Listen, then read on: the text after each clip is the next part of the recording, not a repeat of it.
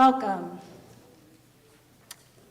We are gathered here today in the season of Lent to give thanks for the life of George Pettengill Ridout, husband, father, grandfather, teacher, administrator, backpacker, birder, church leader, music lover, colleague, friend. We come to celebrate his life and grieve his loss, and to be open to the eternal love that comes from God. The congregation of First Presbyterian Church welcomes you here today. The Ridout family is very grateful for your presence here today as you share your love and support for them. The journey of grief is made more bearable when we walk it together. Later in the service, there will be a time for anyone who would like to share a brief memory or story about George. We will bring the microphone around. And a reminder to the speakers, if you're coming up to the podium as part of the service, remember to move the microphone close to you and adjust it as needed. Following the service, there will be a reception in our Knowles Hall. At the very end of the service, after the choral benediction, if you walk out of the sanctuary and go down to the hallway to the right, you'll find Knowles Hall, and also the restrooms are down the hallway. So we come together today on this rainy, gray day to remember and give thanks for George. Let us unite our hearts in prayer.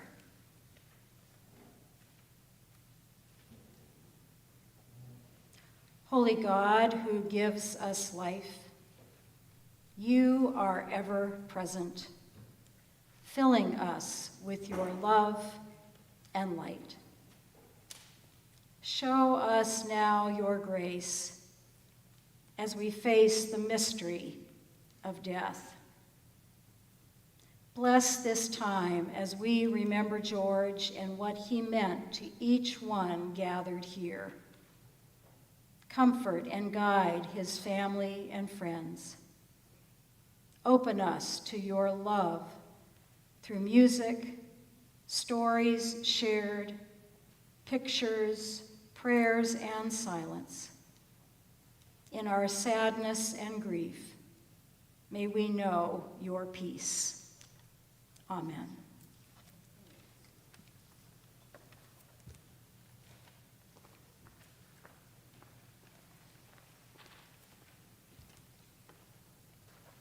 Please rise.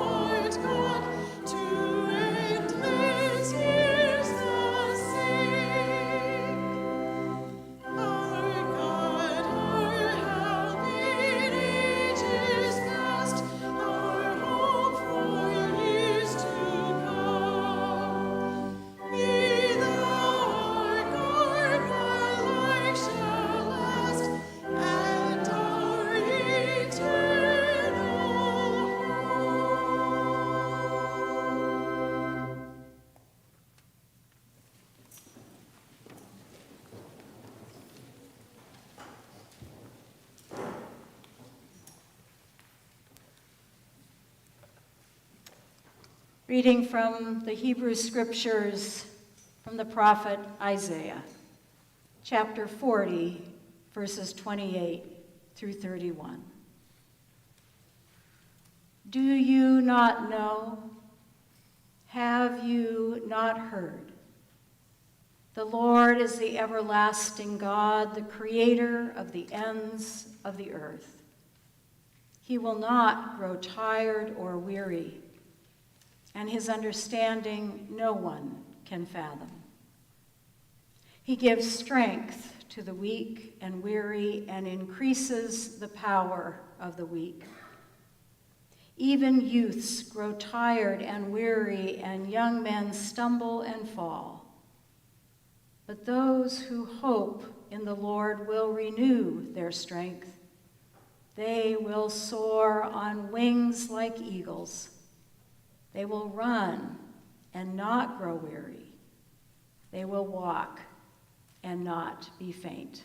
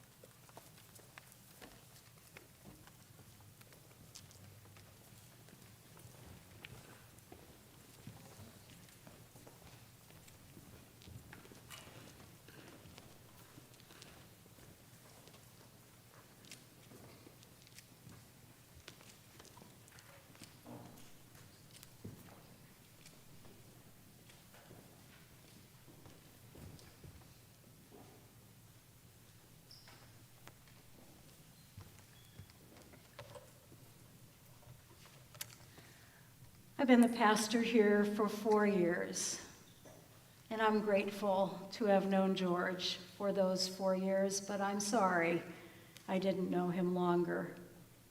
He was on the committee that called me. In the Presbyterian Church, it's called the Pastor Nominating Committee, the PNC. And from the beginning, I appreciated my conversations with him and his deep love for the Bible, particularly the Hebrew Scriptures, the Old Testament. When he was in seminary and then working on his PhD, he imagined he would be a professor, an academic, a teacher.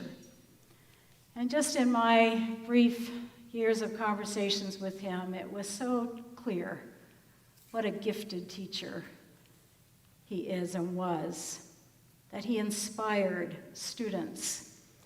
And Presbyterians, we have to take Hebrew and Greek, and there were a few times I called him and said, I can't figure out this verb. I need some help.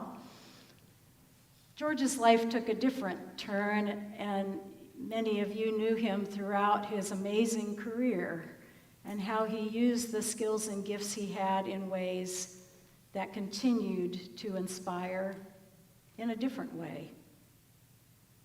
He was a thoughtful and kind person.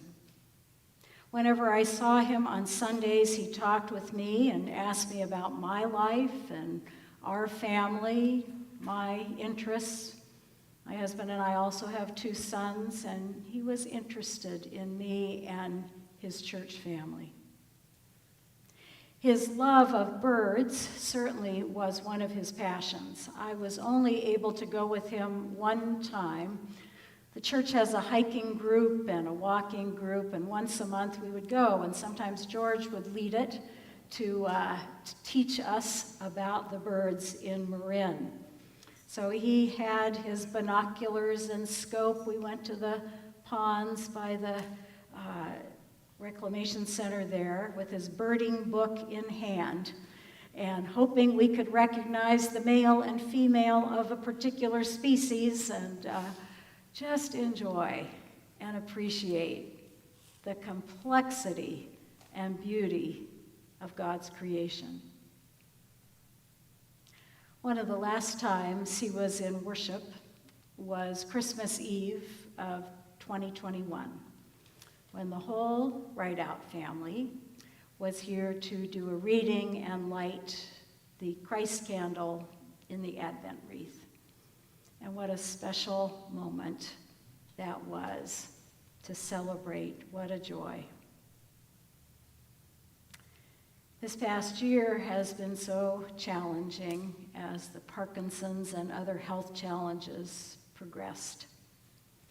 Nancy, you and Joe and Josh and your devotion to him, and to find the best care, to find what was possible, to keep him knowing that he was not alone and that he was loved. One of the last times I saw him was when a group from the church went to sing Christmas carols. We were scheduling different stops, and Nancy said, "Oh yes, please come and sing to George." And although he hadn't been talking very much, every song we sang, he sang every word, usually in harmony with bass line. It was a gift. He loved music, and I'm so grateful for our choirs, our voice choir and bell choir that you will hear soon, and that his family is sharing this gift of music today to celebrate his life. When we think about life, I believe that each person adds their own song, their melody, to the divine love song, and that in life and in death and life beyond death, we belong to God, and that song does not die. There is a mystery, there is truth in stories and songs and poems in the Bible. And we keep wondering and experiencing in life, how does that song reach us and how do we respond? I like to imagine that God gave us breath and that God is the ultimate songwriter, and that we were given a voice and a language and breath and song, whether we actually are singers or musicians or just are blessed by music. George heard that song, and he shared his love song with his family and friends, in his work with students and staff.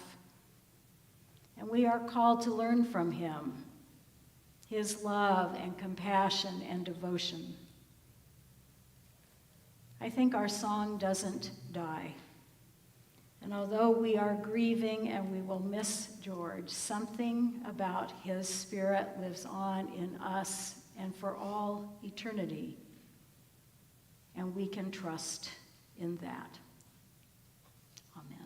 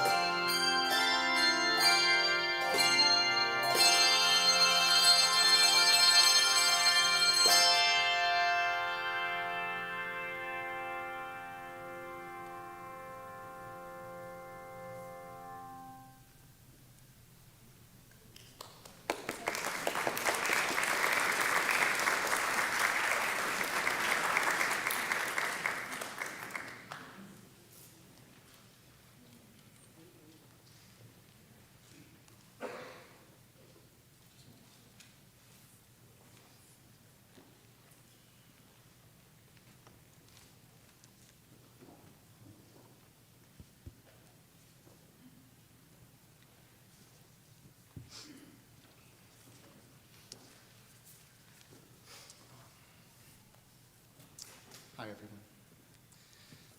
My dad was every single thing one could hope for in a father. Loving, kind, approachable, encouraging, brilliant, wickedly funny, unfailingly showing us by example how to be a good person. One of my favorite early memories of Dad is of me and Josh assisting him as Dad ingeniously built a powerful telescope out of mostly scrap materials, discarded wood, old stroller wheels, and a brand new eyepiece and mirror. He did all the work, but like a good dad, he made sure that we understood we were being very helpful. After it was built, we'd take that telescope out to Buick Field in San Anselmo to stargaze when it was very dark, long after most of the other kids had gone to sleep. And Dad would show us star charts and teach us about constellations and our neighboring planets and strange ghostly nebula. Sometimes it could get really cold out there, and when it did, he would give us a hug to keep us warm as we looked up at the stars. We always knew that when we sat down to dinner, Dad would have a great story to tell about his day, or something unusual he'd noticed on one of his training runs, or something interesting he'd been thinking about. He was, as most of you know, a first-rate storyteller. And I'm so sad he can't be here today to share one more with us. Knowing Dad, he'd have brought down the house. Josh and I had so much fun playing with Dad as we were growing up. He'd challenge us to wrestle with him on the floor and laugh hysterically as we tried to wriggle free. Dad built us a regulation basketball hoop, and as we'd play him 2-on-1, he'd pretend that he was his favorite Warriors player at the time, a guy named Joe Hassett, a three-point specialist from the team in the early 80s. Dad enjoyed backing up all the way to the end of the driveway or even on the sidewalk itself, launching a left-handed 30-footer, announcing, "Hassett for three!" and letting out a whoop of joy when he would sink one. I don't know what Dad would make of all this. I'm sure part of him would be disappointed that he didn't have as much time to spend with all of you as he'd hoped for.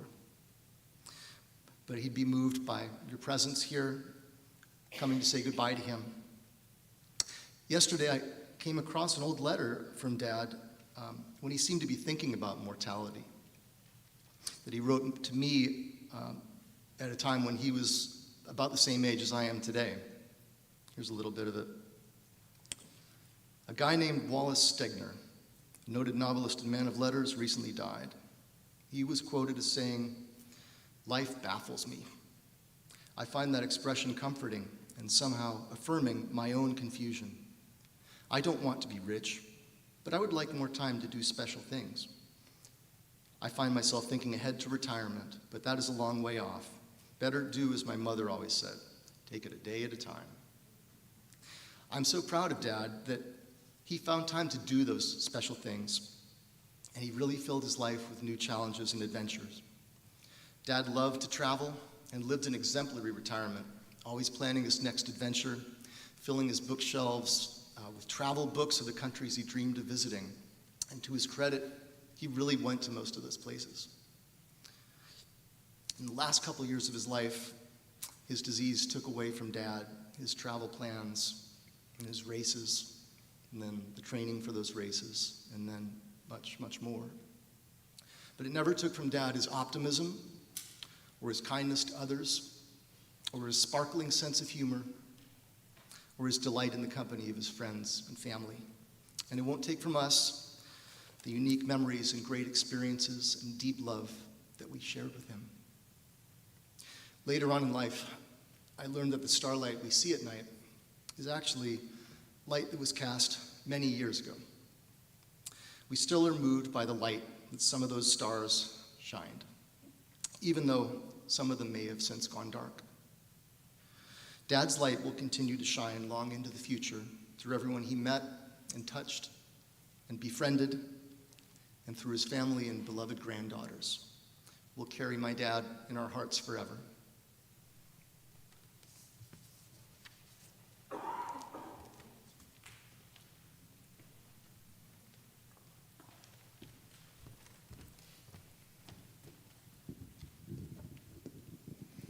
Hi, I am Sierra, and I'm Papa's oldest granddaughter. My amazing Papa. Papa is one incredible grandpa. He was so special and still is in my heart because he was funny, loving, kind, and caring, and so much more. I truly miss his humor and silliness most. One memory that I have of him is whenever we saw the trash truck, we would go running out and yell, "Garbage truck," and sometimes wave, and sometimes they would say hi or wave back to us. Lastly, we will all miss him for the rest of our lives. And when we remember him, we will remember all the great memories we had with him.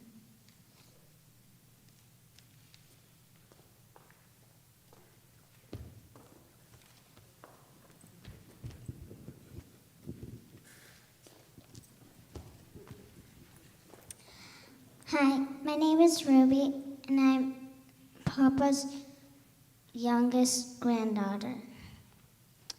Papa was an amazing person. I had so much fun with him. He was so special. Papa was kind and so loving. Even though he is gone, he is still with me. One of my favorite memories with him was going to Mono Lake in an RV. It was so fun. I miss him so much. Great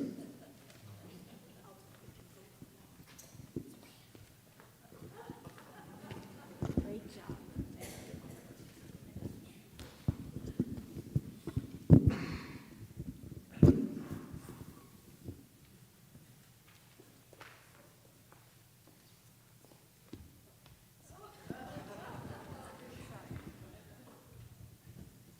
Hi, my name's Serena, and I'm Papa's second youngest granddaughter. And I'm playing piano because I know that my papa really liked to play piano, and I'm playing a song from The Lion King, and it's called He Lives in You, and it's about how when people die, they're never really gone because they still live inside you.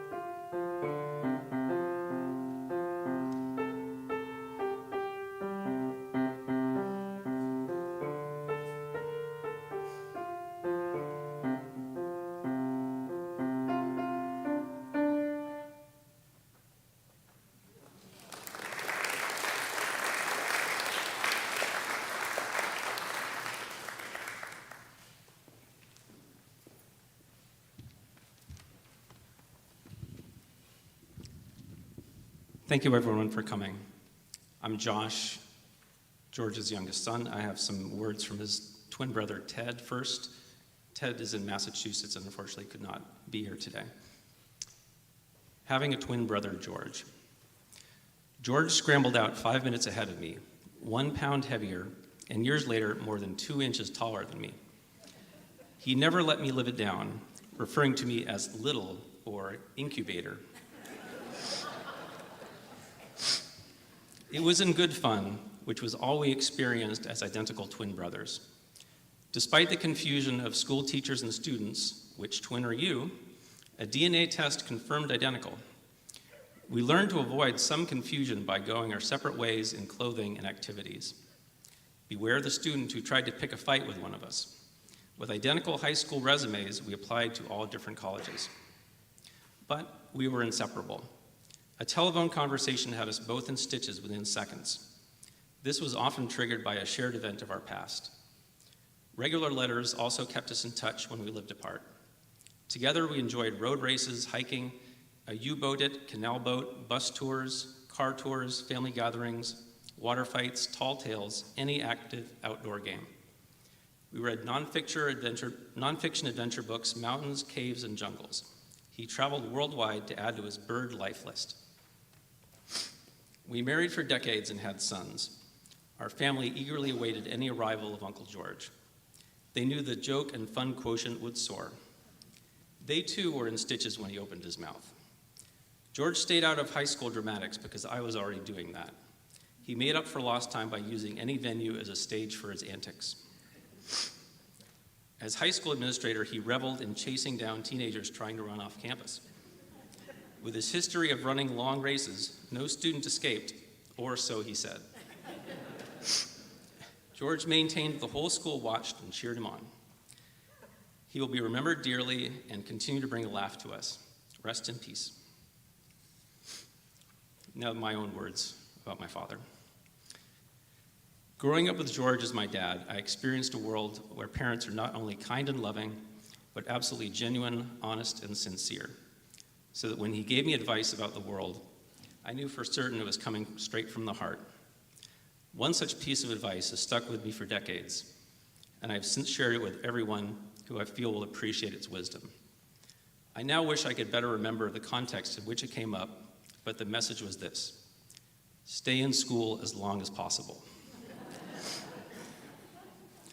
Now, this is not something you expect your parents to encourage you to do, unless your parent is George Ridout. Over time, I came to understand that he was really telling me how much he loved the everyday joys of academic life, both the thrill of learning and the equally rewarding practice of being a teacher, guide, and mentor. And I was lucky enough to witness firsthand how devoted he was to passing down all of the knowledge and experience he was able to provide. When Joe and I were in Little League, he would spend hours with us at the school baseball diamond down the street, correcting our swings and our stances and encouraging us to keep our eyes on the ball. In middle school, when I became interested in spelling bees, instead of simply reciting words for me to memorize, he would draw upon his own knowledge of foreign and ancient languages to help me spot root words and avoid linguistic traps. At home from college in the summers, we spent long afternoons playing chess together, while he taught me all the opening moves and strategies that he had learned at my age.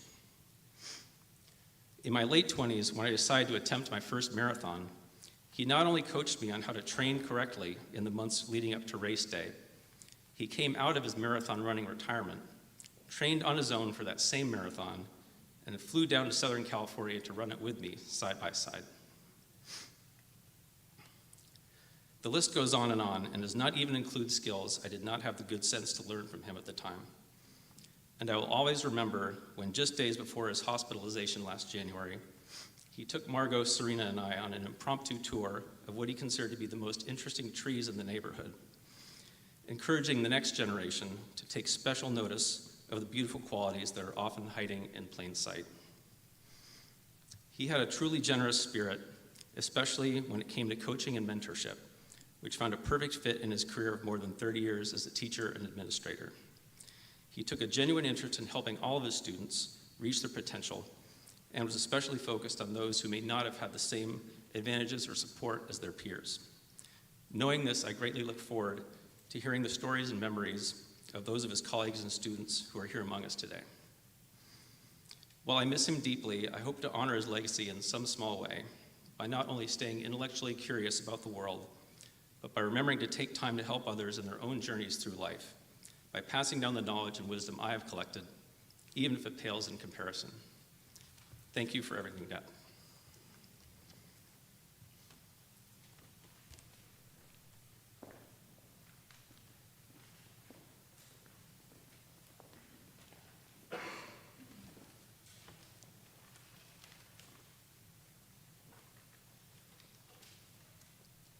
Please join me and John in singing, "I Will Come to You, You Are Mine."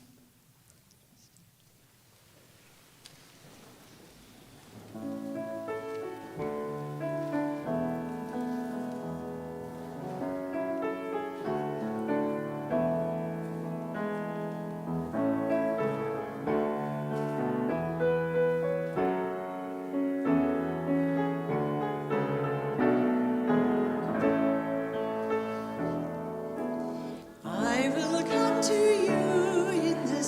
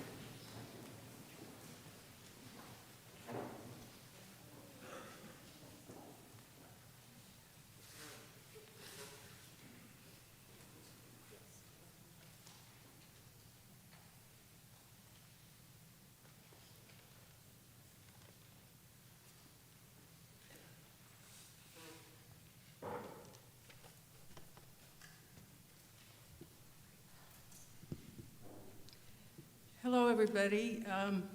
My name is Esther Kligman-Fry. I taught with George at Madrone, the first school that he worked at. When George was hired in 1972, that's when I met him. He had applied for a custodial position in the district. When Jerry Gill saw George had a BA, he asked him to reapply for a teaching position. So George reapplied and listed all his degrees, including his doctorate in theology. He was afraid he wasn't going to get very far as a custodian.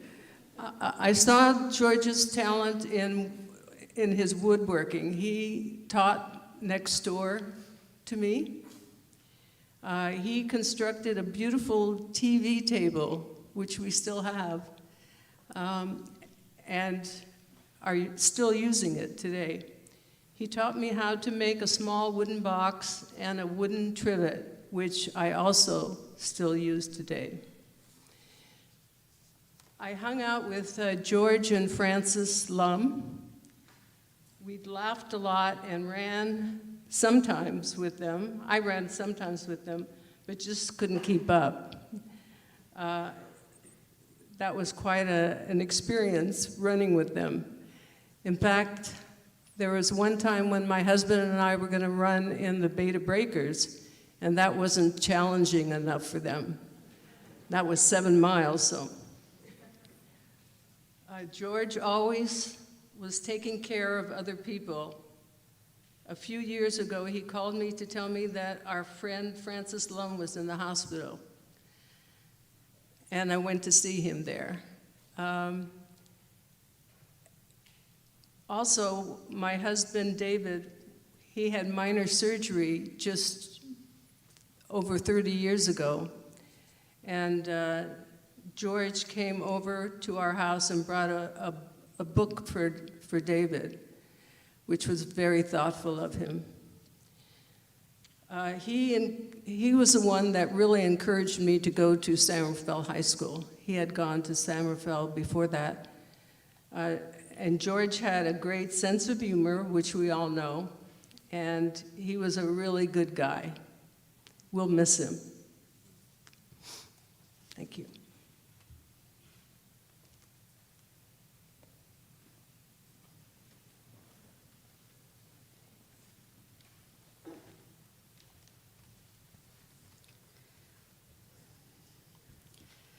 Hello, can you hear me okay? I'm Bob Vassar, and in the program, it lists me here as Terra Linda High School. I never taught at Terra Linda High School, never on the staff. I was a soccer coach there for about 7 years, but I was never with the high school district. However, I was for 31 years with the school district as a teacher, a middle school counselor, an elementary principal, a high school, not a high school principal, but a middle school principal and the director of personnel. And when I got my first appointment as a principal at Galenas Elementary, that's when I met George, because we were both on the what is known as the management team in San Rafael. Every district has one. And that's where all the administrators get together, as often as the superintendent wants. But, we would, in San Rafael, typically met twice a month. And these were difficult meetings sometimes, and there were always meetings where they shared information and gave directives for us to do our work out at our schools. And, you can't help it right away notice that George Ridout was really a bright fellow. He paid very close attention to everything that was being said, and he took challenges with a great attitude, and he always completed tasks on time and really well. And it's been mentioned here a number of times that George had a great sense of humor. He really did. He knew how to laugh, and he did it often. And if you look at the photograph that's on this your program, That's how I remember George. He had a smile on his face, it would just light up a room. And it was really nice. And as the personnel director, I had opportunities to work with George with the evaluation process of teachers. And George was a gifted writer, and he was a gifted administrator who could walk into a class and really understand what was going on, identify strong instructional strategies, and share that with the teacher, give teachers kudos for the good things they were doing. He was really good at that. And at the same time, as part of the evaluation process, he would make recommendations on how to improve the instructional skills. Whether you were one of the really good teachers at a school or one, there's a spectrum of skills with teachers. And no matter where they were on that spectrum, he gave really, really good recommendations on how to be better. Because he knew when the teachers were doing an exceptional job, it would be good for boys and girls. And that was really his goal. That was always his goal. He was fair, he was thorough, thoughtful, and just excellent in all. He was a model as far as writing evaluations of teachers. And he was a skilled writer, which brings me to what's been mentioned here. George had 2 doctorates. I mean, in education, we know people who get doctorates in education, but the one that impressed me the most was the doctorate in theology. As an undergraduate, I took a class, it was a survey class of the Old Testament, and I took a humanities class on the book of John. And I'll tell you, that survey class was a killer. It was just so hard. And for me to imagine someone getting a doctorate in theology says a great amount about the kind of student George was, and really where his priorities were, which are always in the right place. George and I, we had a shared friendship with a guy named Eric Sorensen. Eric was my music teacher at Davidson, and then he later transferred to Terra Linda High. George and Eric were the incredible birders. These guys knew everything about birding. I mean, it's humbling. And they invited me to go on a birding walk. I think I went with them and Arnie Reeson, who was the school administrator, great one. But we went birding over in the East Bay somewhere.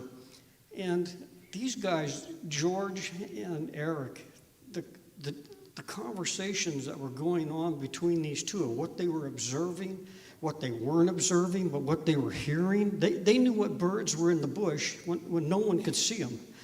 And they were so good. And it was, like I said, it was humbling to go with them because, I knew so little compared to what they did. And I thought I was a birder.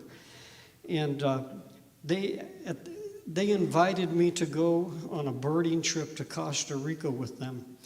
And, what an opportunity that was. But it just didn't work with my schedule. And to this day, I wish I had been able to do it because those guys were fun.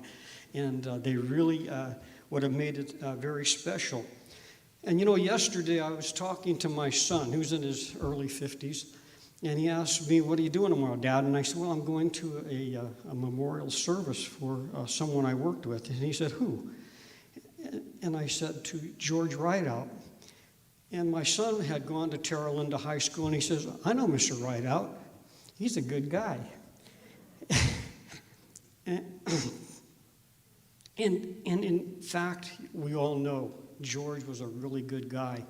And in my heart of hearts, I believe that good things happen to good people. And George is in a good place now.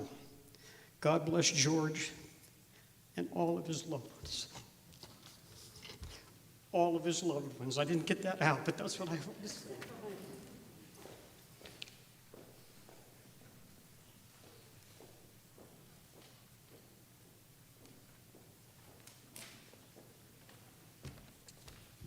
Good afternoon. I'm Reverend Jan Hageland, and how blessed every one of us was here to be placed in George's path. I think an old-fashioned saying holds true, too. To know him was to love him, and the him was George, and we did love him, I think everybody here. I worked for George at San Rafael High for quite a few years. I was the secretary, one of his many fans, and definitely an admirer. I have a funny story to tell you about George. I don't know, I just loved remembering it myself. He was always humble and unassuming. However, there came a day. As secretary to the vice principal, I helped do our graduations.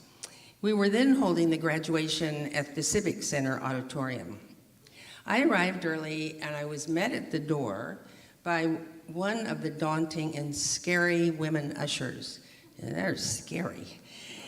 Loaded down with graduation programs, certificates, and miscellaneous graduation material, I announced I was Jan Hageland, the vice principal at San Rafael High. I worked for George, and I was there to start working on the graduation.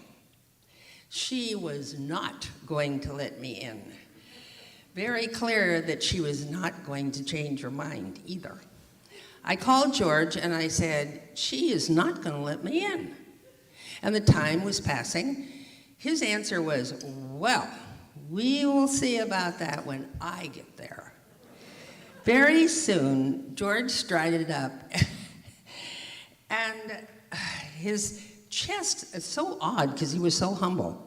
His chest was actually sort of pumped up because he was going to show me who was boss and he could get things done. He knocked, and the frightening woman came to the door again. George said, hello, I am George Ridout, the vice principal of San Rafael High, and we are here to set up the San Rafael High graduation. It became very quickly clear who was the boss at that moment. Your wife, I know, but you, I don't.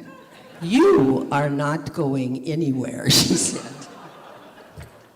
I said, well, that went well. And we both laughed and laughed. And of course, the graduation went off without a hitch. George had so many interests, and of course, one of his major ones was running. He had finished 26 marathons. In the movie Chariots of Fire, Eric Liddell says, I believe God made me for a purpose, but he also made me fast. And when I run, I feel his pleasure. Jeremiah 29:11 is one of my favorite pieces of sculpture. For I know the plans I have for you, declares the Lord, plans to prosper you and not to harm you, plans to give you hope and a future. I think this life was the purpose for which God made George. And I am sure when George lived this purposeful life, he could feel God's pleasure. It is all well and good to have a profession, a passion which we invest in and enjoy. More important, however, is who we are when we are not doing it. George was the same person, whether he was working in his career, at the office, or during the rest of his day. He was respectful, intelligent. He also once told me he wished he could be a student forever. Funny, judgmental, loving, and kind. Thank you, George, for blessing and enriching every single one of our lives. Thank you, Nancy. Oh.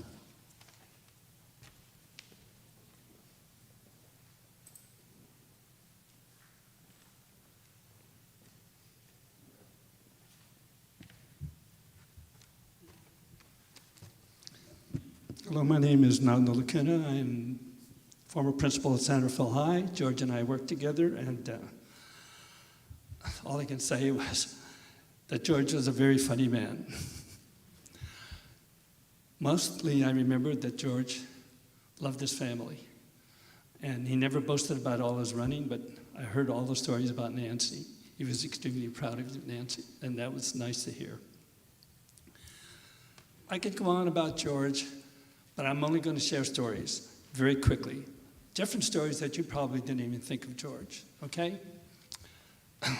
And I'll make sure that I do this within 10 minutes because there are an awful lot of faculty members here and I don't want to dredge up at faculty meeting memories and give them traumatic experiences. George and I were about the same age. When George was at Yale, studying literature and all the other things, I was in the Marine Corps learning about all those other things.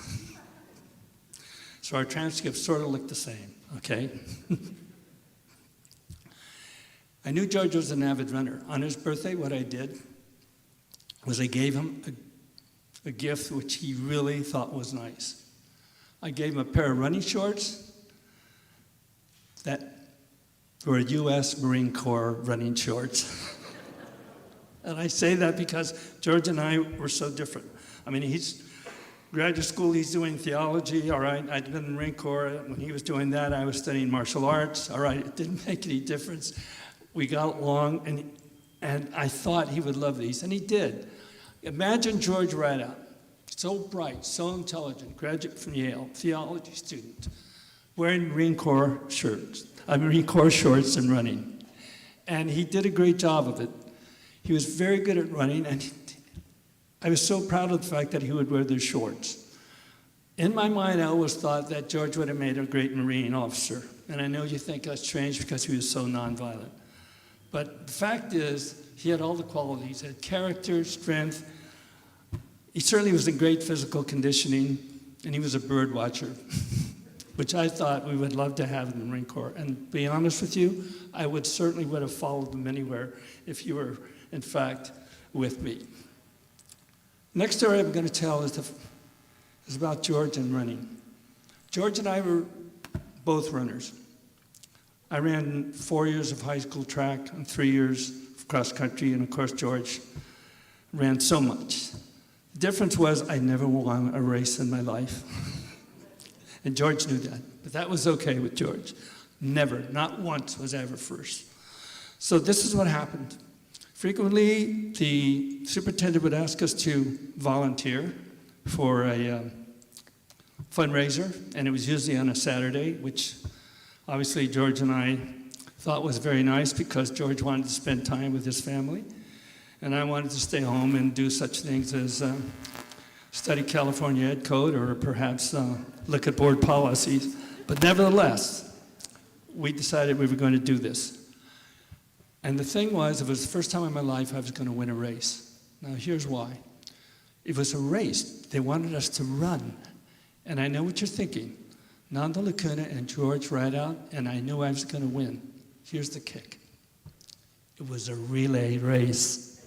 I was not running against George. I was running with George, representing Centerville High School.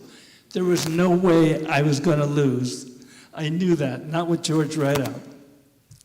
And I believe Carolyn Paxton might have been in the race with us, which was okay because even she was faster than I was. Nevertheless, we ran the race. Believe me, I ran so hard, I was dying. I mean, my tongue was hanging out. I couldn't believe it. My chest was hurting. And I remember this saying, oh my God, I'm going to get a heart attack and die, and it's going to be the superintendent's fault, okay? George ran the race. He ran the last leg, and we won. First time in my life I ever won. And it was all because of George Ridout, my assistant principal. And that day, I realized that, in reality, George Ridout, to me, was an old comic strip hero. He was the Flash, the fastest human in the world, because he was so good. And I want to thank George for that. But more than that, I want to tell George that I was so fortunate to have him as my administrator. He was terrific. You cannot have a school unless you have people that are willing to work with you and for you. And George was like that. I couldn't have asked for a better administrator. When he left to go to Terra Linda, it was our loss, their gain. But it was good for the district because then George could share all the knowledge and all his wisdom and all his leadership with Terra Linda as well. And I know I speak for George when I say to all the teachers here from Terrell and Dan, San Rafael High, and administrators do not make the school, we help. People that make the school, Jan Hagen, the rest of you, secretaries, okay, and of course the teachers. And as I look here today and I see those teachers, I want you to know, George and I were extremely fortunate to have you on our staff. And the entire community benefit from all the hard work and all that you did to help to help the students in our district. So thank you from George, thank you from me.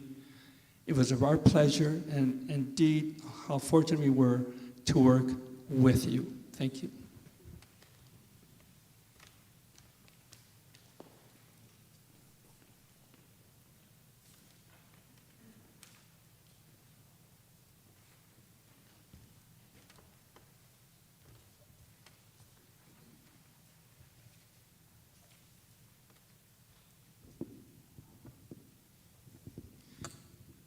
Hello, everybody. I'm Ralph Purdy. George Ridout was a dear friend and a wonderful human being. My wife Leslie and I first started attending First Presbyterian Church in the fall of 2007, and shortly after that we joined the choir. That's when we met George and Nancy. George and I sang in the bass section and sat next to each other. And by the way, we're quite a support for each other in singing the music.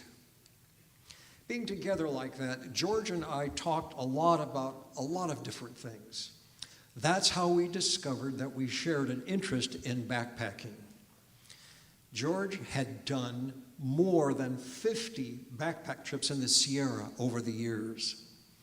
He was expert on traveling light. For example, he had made a backpack stove that couldn't have weighed more than 2 ounces. It used alcohol as the fuel and burned as hot as my 1.5 pound commercial stove. George led several backpack trips on which my wife Leslie and I went, and also another church member, Dan Crawford, and another church member, Gordy McDermott. George knew the routes he wanted to follow and chose really beautiful areas in the High Sierra for us to visit. He was a great leader and always knew on which cross-country route he wanted to follow. You all may know that George was an expert birder and traveled the world doing birding. Well, we had an interesting birding experience on one of our backpack trips. We were all standing looking at a nearby stream when all of a sudden a bird flew into the stream at a point about 4 inches deep. It walked under the water upstream, rhythmically bobbing its tail and then putting its head under the water for long periods of time.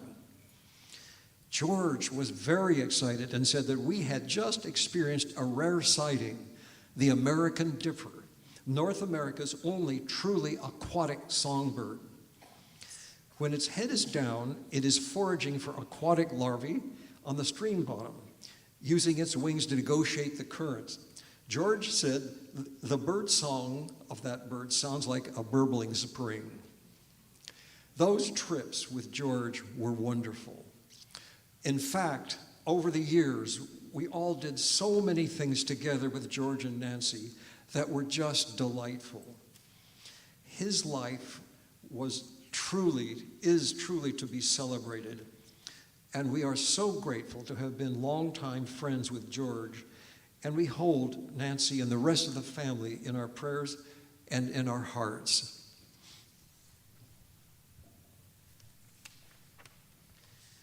I mentioned Dan Crawford, and Dan and Dory Crawford, members of this church, wanted so much to be here today, and they couldn't. But they wrote a letter, so it's my privilege and pleasure just to share with you the letter that Dan and Dory wrote. Dory and I have been enriched by knowing George and participating with him in many activities that he loved and did well. George was passionate about the outdoors and the wilderness. I'll back that up. He was a tireless backpacker who reintroduced me, that's Dan, to the joy and marvel of backpacking in the High Sierra. I will always remember the backpack trips we took and the many sunrises, sunsets, and jagged granite beauty we experienced together, even the time we had to break through the ice in the high-altitude alpine pond to get water in the morning. George was a man of many interests, all of which he pursued with determination, talent, and success. Music was another passion of his. He was a longtime and dedicated member of our church bell choir, regularly taking music home to practice on his own. His particular music was often colorfully annotated with markings that only George could understand. George and I, that's Dan, George and Dan usually played the heavy bass bells beside each other, while Dory often played the smaller treble bells. Also, George had a beautiful bass voice and sang for many years in our church chancel choir. Music was not the only talent and gift George brought to our church. He was a church leader, serving on the session multiple times. Dory and I worked closely with George as he co-chaired the major successful renovation project undertaken some years ago, which we are still enjoying. His craftsman expertise and attention to detail reflected in the beauty of the finished renovation of our church. Most recently, George served on the pastor nominating committee that called our pastor Cynthia. George had a depth of theological knowledge and a good understanding of Presbyterian polity. He was a truly beautiful human being who will be missed by all who were lucky enough to know him. Dan and Dory Crawford.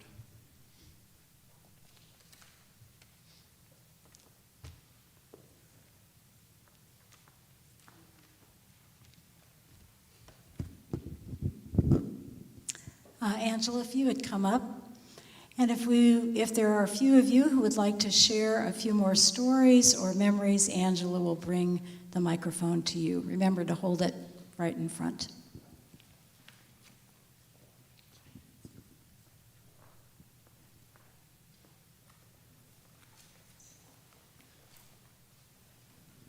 Hi, I'm Judy Colton, and I first met George in September, the first Saturday in September 1974. And I had just entered graduate school at the University of San Francisco. And one of the programs, or one of the classes, met every other Saturday for 2 years. And that was the class for the master's and doctoral students in education administration. At 21, I'm not sure why they accepted me into that program because I had yet to have a teaching job. Nonetheless, I was there on that first Saturday watching the people enter the program or the classroom. And I began to think I was in a geriatric ward. I know, don't anybody take offense because now I'm way past that, but these people coming in the class were 35 to 40 to 45 years of age, and I thought, this is something wrong with this. And I was getting really nervous, and then all of a sudden, who enters the classroom are these two fairly nice-looking younger guys, and I got a little bit excited. At 21, at least there was somebody maybe closer to my age. Little did I know that those two men, and I can still picture them coming through the door, would play a key role in my life. One turned out to be my husband, Brad, and the other was George Ridout. Over time, I got to know them both, and then my first teaching job was at Santa Fe High School, and I was hired, and I was the youngest teacher for about 5 years, and had all of these challenges that come with being the new young teacher. And it was a veteran staff, and as Nando alluded to, you can't talk about the faculty meetings, but the people that were there then and remember them, they were exciting, and it was intimidating. And George was just there for me. He was there at Santa Fe High as my assistant principal. I spent 1 year as a teacher at Terra Linda, and guess who my assistant principal was? George Ridout. I then had the privilege of becoming principal of Madrone, and guess what? George was there again, not on that campus, but he mentored me. Anyway, I won't take any more time with stories. There are hundreds of them. But what I will tell you about George is no matter what I came to him with, and people that know me, I can get very excited, I can get intense. I'm not like George. But George would sit down, he'd say, Judy, he'd put that smile on his face, he'd listen, and then he'd give me advice, and then he'd leave me with, you know what, no matter what, we'll make it through, you come back to me. It wasn't just what he did, it's how he went about it. And I will forever be grateful to George Ridout and to Nancy and the family. I'm blessed to have known George, and although Everybody doesn't know it. He really played a major part in my life professionally, and I'm grateful. May he rest in peace.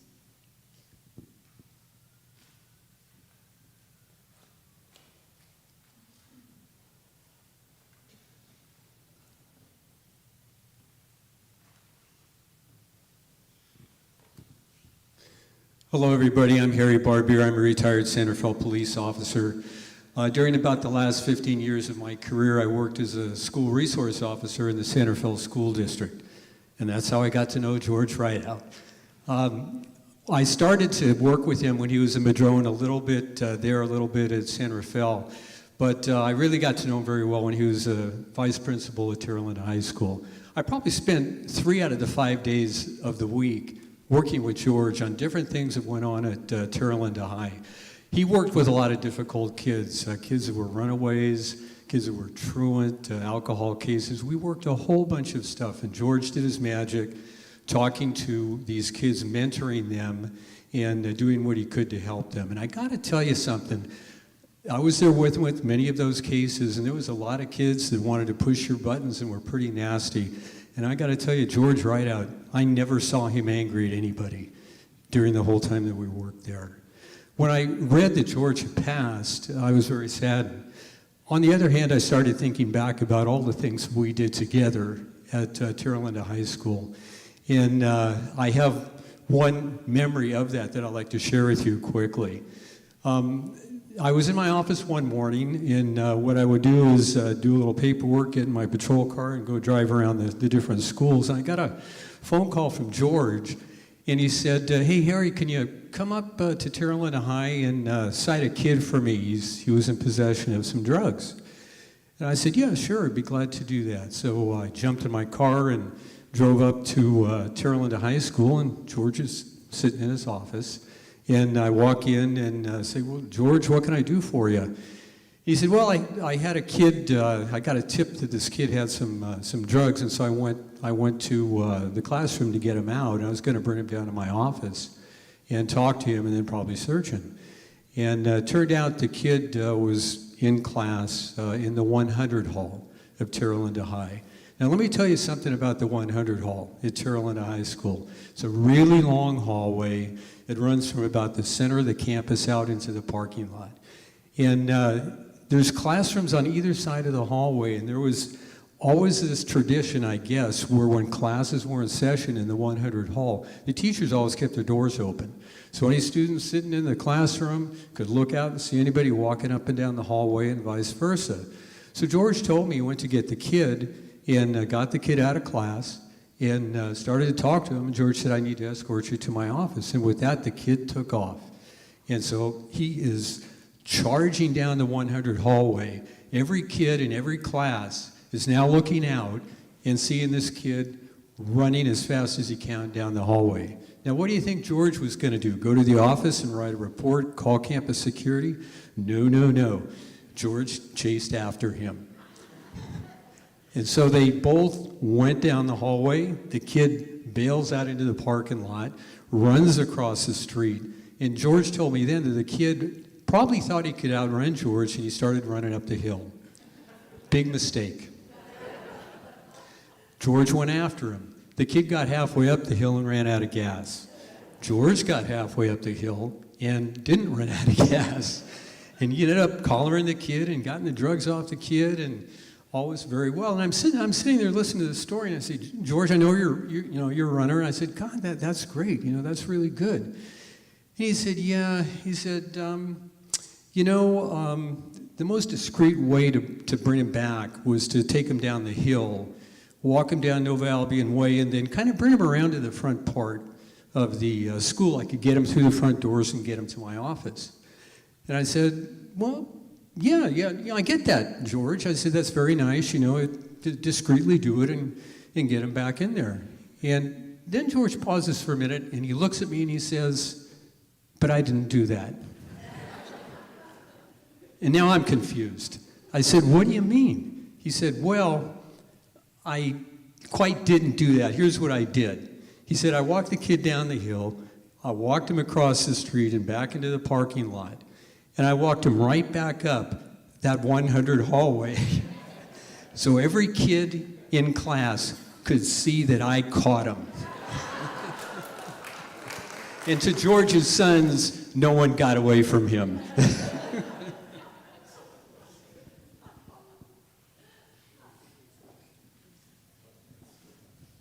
If that was Alpha, this is Omega. I'm Ken Frost, and I'm a loyal TAM swimmer with Nancy. However, Jane and I knew George back at Terra Linda High School, and probably about the same year that the good officer was talking about, because it was 1993. Terra Linda basketball had just made the NCS, and our first game was in Eureka. And George was assigned to be the administrator to go with us. And so all the families and their players drove up to Eureka on the day before the game, and we stayed in a hotel. George, on the other hand, decided that he thought it would be best if he spent the night in the Avenue of the Giants. Sound like the George we know? It was just like today, pouring rain. Notwithstanding all of us parents asking George if he would come and be with us inside, no, he spent the night in the woods. When we got to the game, he looked as put together as the rest of us. I don't know how he did that.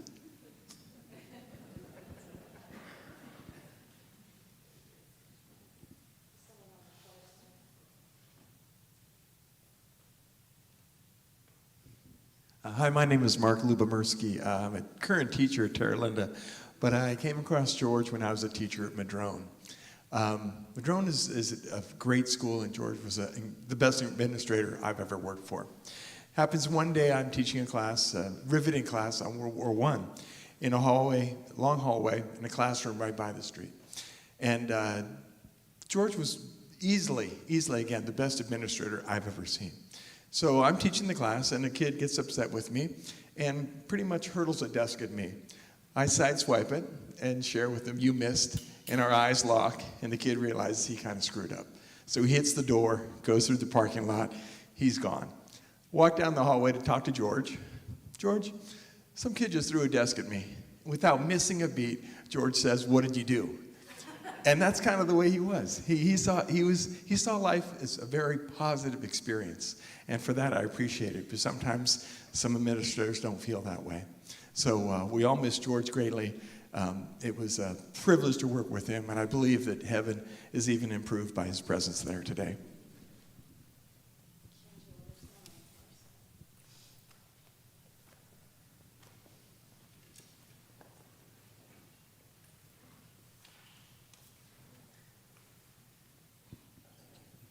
My name's Matt Fenn.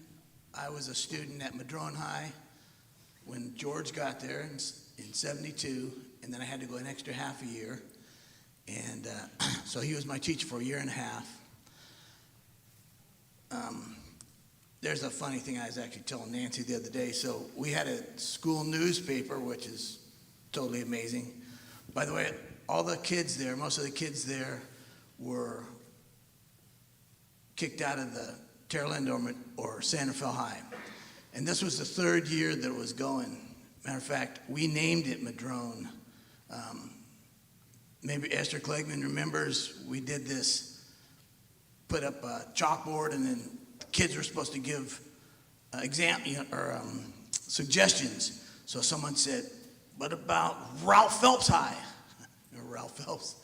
"No. Al Capone High?" No, that's not what we were thinking. "Get High." And then somebody, maybe Esther Clegman, came up with, "How about Madrone?" Anyway, George, basically, he meets you where you're at. So none of us was the cream of the crop.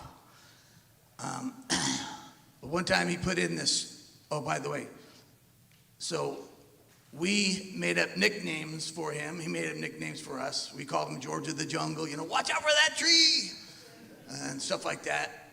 So he called me Wilbur Finn. One time in the church, in the school newsletter, he wrote a poem for me. How can this man not succeed? His pockets are always full of weed.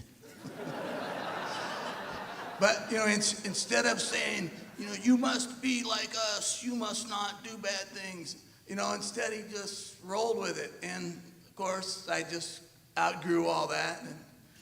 And then later, then I started having my own family, got married, and we moved into the neighborhood where George and Nancy live. And then we ended up having 5 kids. And my oldest son, and my wife homeschooled everybody, so she said at one point, PE time, go find something to do. So my son Jesse started running. He'd run by George's house, I guess, because he would go to first of the little San Jose Middle School there, and then he ended up going to Indian Valley College. He'd run the hills. He ended up becoming a runner at Santa Rosa JC, where he graduated. Then he switched to San Francisco State. He was on their cross-country team. And George took him one time to Lake Merritt to run a marathon there, one of Jesse's first marathons. Then he would hire Jesse, my son, to take care of his dogs and bring in his mail when he and Nancy were out of town. And then later, my daughter Gracie, he hired her to do the same thing, and they took care of, what was the dog's name? Callie, yeah. And my wife and my daughter would go there sometimes. But here's the thing, all you that are teachers, you know that basically your job is passing the baton, preparing the next generation. So George ministered to me, and part of his thing is, get you going, and then back to your parents and start listening to your parents again and everything. So he ministered to me, and then my son comes along, he ministers to my son, Jesse. Well, my son, after he went to San Francisco State, then he went to seminary down in Southern California. Now he's a pastor on the pastor staff of a big church in San Jose. And what do you suppose he's doing? He's running the drop-in homework center for all the kids in this neighborhood there. So it's like in the Bible in 2 Timothy chapter 2, verse 2, it says, the things you've learned and heard and seen in me, pass on to other people, faithful people, who will be able to pass those on too. So, and just the last thing, in the book of Acts, it says about David, in the Bible, it says, after he had accomplished God's will in his generation, he fell asleep. So that's, I figure, George accomplished God's will in his generation, and he fell asleep. Thank you. Hi, everybody. My name's Mary Jane Burke, and I'm going to give a little story as a parent. So my son and daughter went to Terra Linda High, so thanks to everybody here who supported them. But my daughter was one of those troubled kids. And one night, she comes home, and I realized that she had gone to the Terra Linda dance, and she'd been drinking. And I didn't know what to do. How are we going to deal with it? She didn't get caught, but she had been drinking. So I called my favorite person, who was George Ridout, on a Sunday night. And I said, hey, George, Jane was drinking. What should I do? Should she just turn herself in or what? And he said, have you ever been speeding? And I said, well, yeah, of course. Did you ever run a red light? Yeah. Did you go immediately to the police station and turn yourself in? And I went, oh, yeah, good point, right? Good point. So anyway, what happened was we agreed, Jane and I, that whatever happened the next day, if she was called in, she would tell the truth. She, of course, couldn't stand the stress and went immediately to her vice principal, George Ridout, and turned herself in.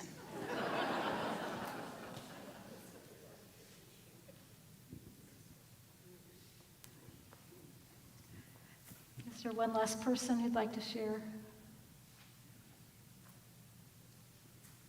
Let's enjoy now some pictures from George's life that Josh and Joe put together a slideshow, and John Steiner will share the music.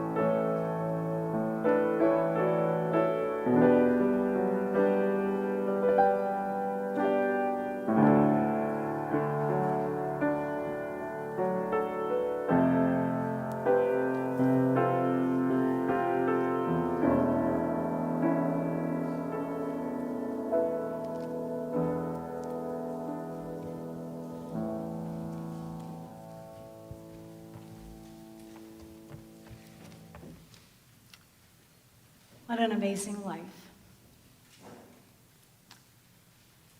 Let us join our hearts in prayers. Gracious God, we thank you for all those who have finished their race and who now rest from their labor. We are grateful for those dear to us who have died and rest in your eternal love. Today, we especially thank you for George Ridout. We are grateful for him, for his joy, his love of his family, his kindness, his humor, his ability to teach and inspire young people, his leadership, his love of life, his faith in you. May we learn from him what it means to live fully and love deeply. Amen.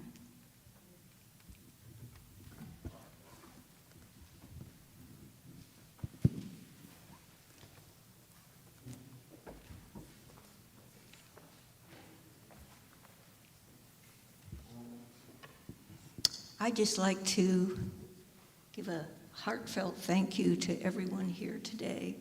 It's just wonderful to see the people for whom George made a difference in their lives.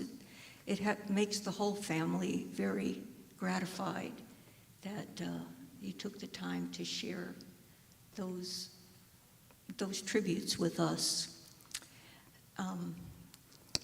George loved the music. He loved music of all kinds, and he especially loved the music at this church. And I would like to thank Valerie and John and Thayer, the Chancel Choir and Martha Wall, the Bell Choir and Marquise Usher. And I'd like to thank the pastor of this church for the support and the guidance that she's given us over the last month or so, as well as other times. And the members of this church who have taken the time to send many cards and messages of support, which we appreciate very much. I'd like to thank all the speakers here today for giving up an afternoon to come and give tribute to George. He would be happy that you came, and he loved you all.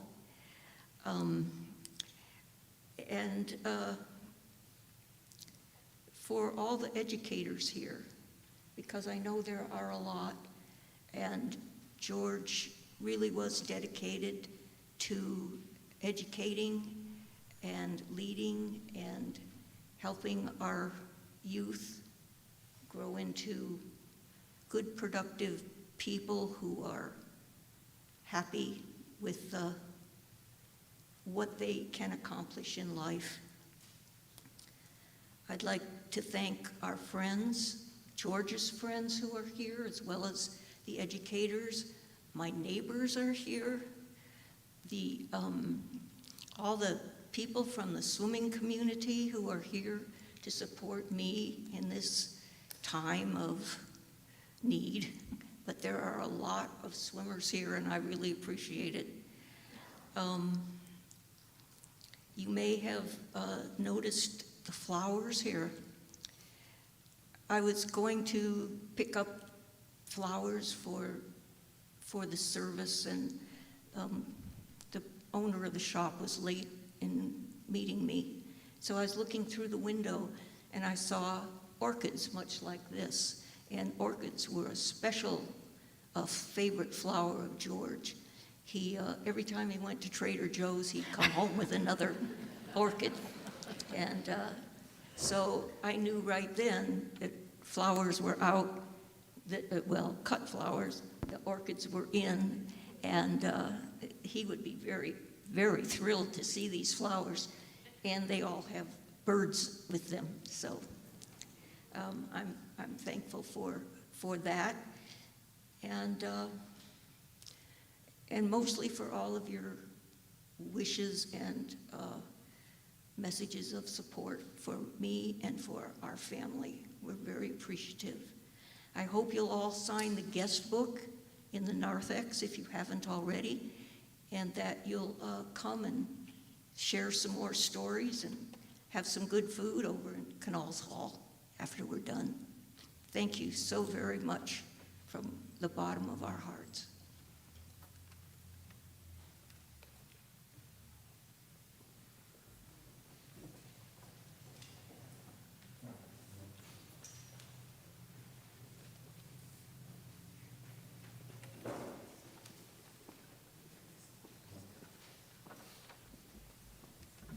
I'm going to take this moment to just mention, following our hymn, The Blessing, Joe and the granddaughters are going to sing a beautiful song, May the Road Rise to Meet You. On the second time, we invite you to sing it with us. Following that, there are a bunch of people here who know the Ludkin, Lord bless you and keep you, but there may be others in this room who also know that most famous closing piece of music. So you're invited to join us. I have music. We will be in the back of the hall to surround the room and sing that. So if there are others who want to join us, you are invited. Thank you.